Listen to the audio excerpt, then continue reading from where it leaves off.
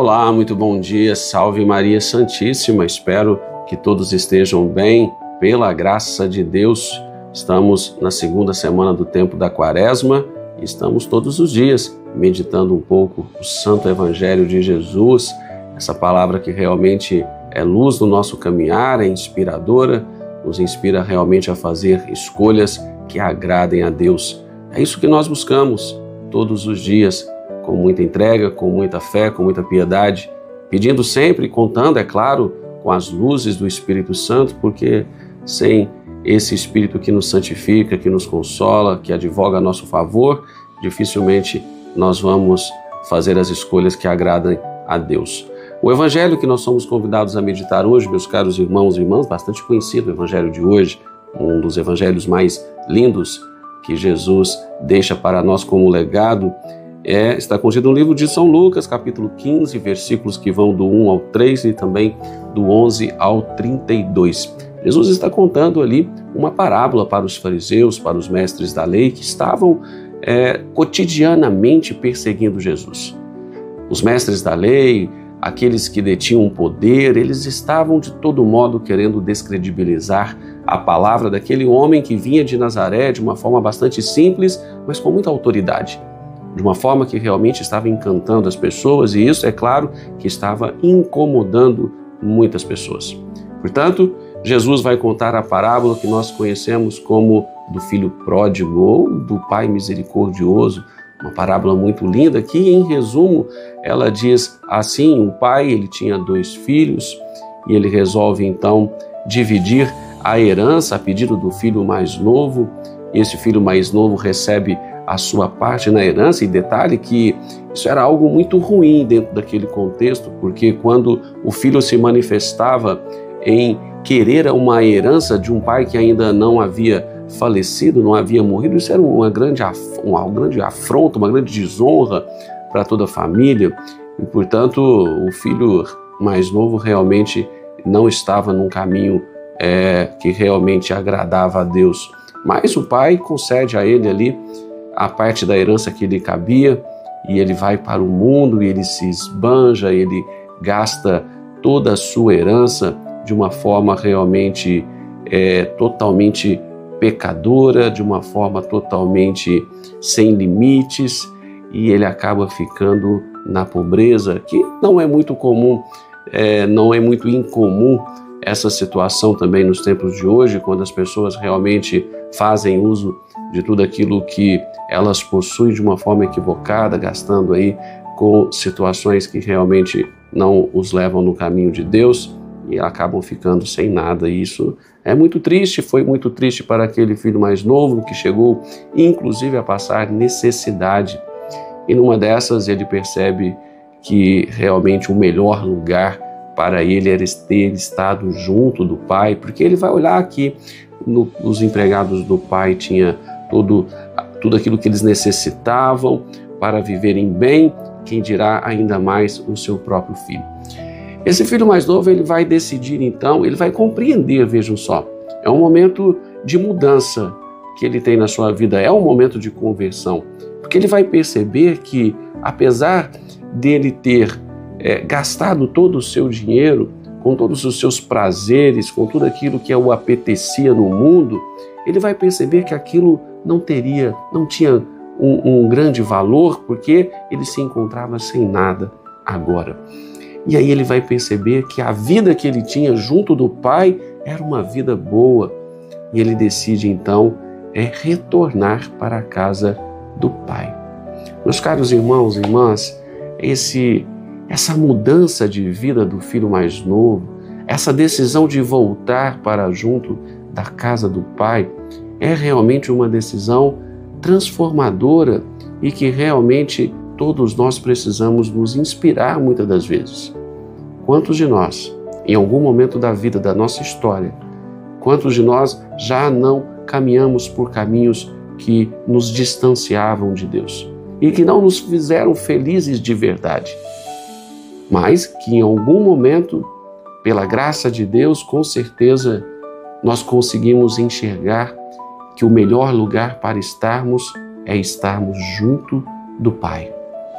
Esse filho volta e é acolhido por um Pai que é plena misericórdia, de um Pai misericordioso, que se alegra quando o filho volta, que se alegra quando a ovelha perdida ela é reencontrada. E é assim que Deus faz na nossa vida.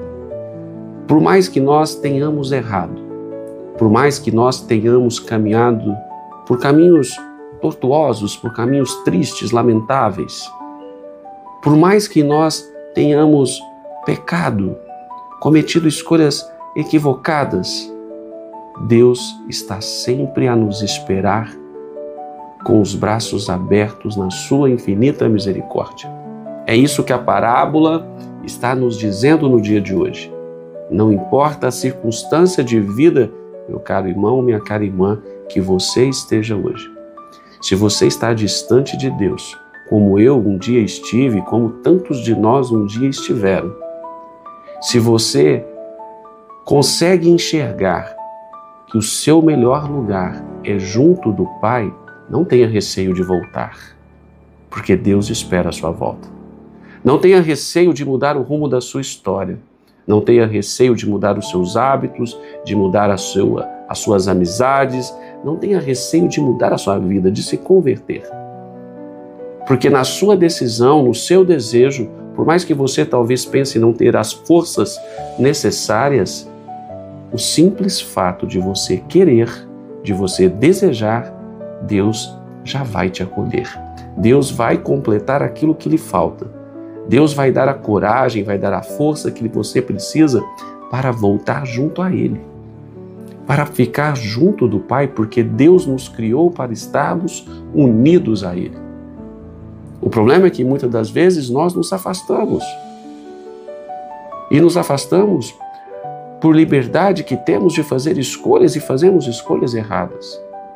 Mas para Deus, olha só, presta muita atenção no que eu vou dizer aqui agora, porque isso pode ser realmente um divisor de águas na sua vida. Veja só, Deus não importa com os seus pecados. Para Deus, os seus pecados pouco importam. O que Deus está olhando para você é o seu desejo de arrependimento. É isso que importa para Deus.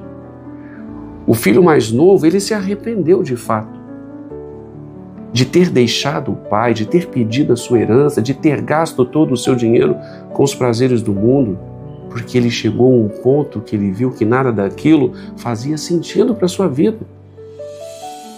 E está tudo bem em relação a Deus, porque Deus, Ele olha o seu arrependimento.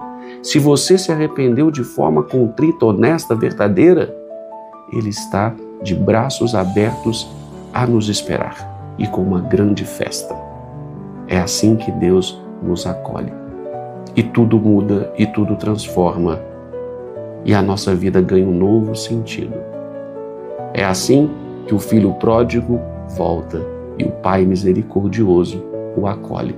Mesmo que o filho mais velho não tenha compreendido muito essa história, aquele filho que ficou lá junto com o pai, que não o abandonou, que ficou lá cumprindo as suas obrigações, ele vê uma grande festa armada, parece que ele fica até com um pouco de ciúmes.